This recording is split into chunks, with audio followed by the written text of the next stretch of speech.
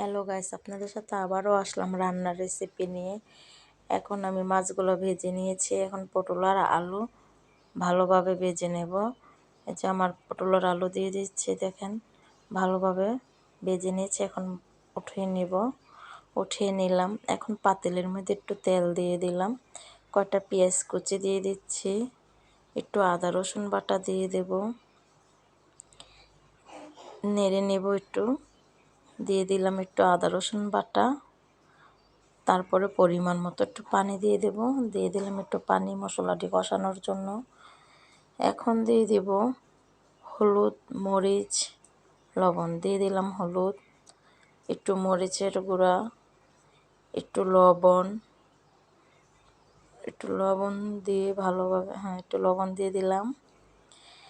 এখন নেড়ে দেব। দেখেন মশলাগুলো, এখন ঢেকে দেব মশলাটি কষানোর জন্য। আমার কষানো শেষ। এখন আমি তরকারিগুলো দিয়ে দিলাম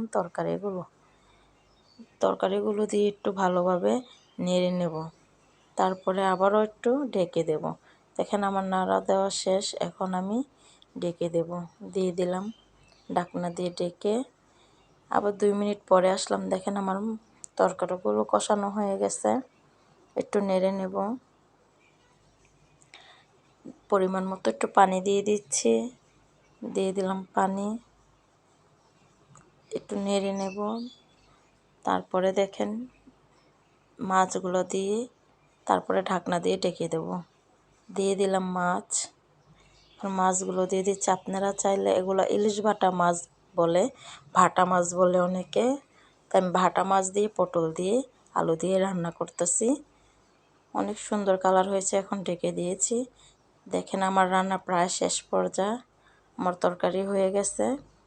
ভাটা মাছের তরকারি, ধনিয়া পাতা দিয়ে দিলাম কুচি।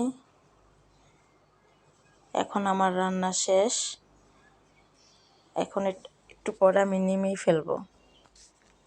অনেক সুন্দর কালার হয়েছে। আপনারা চাইলে এভাবে রান্না করতে পারেন। এই যে দেখেন অনেক সুন্দর আমার রান্না শেষ।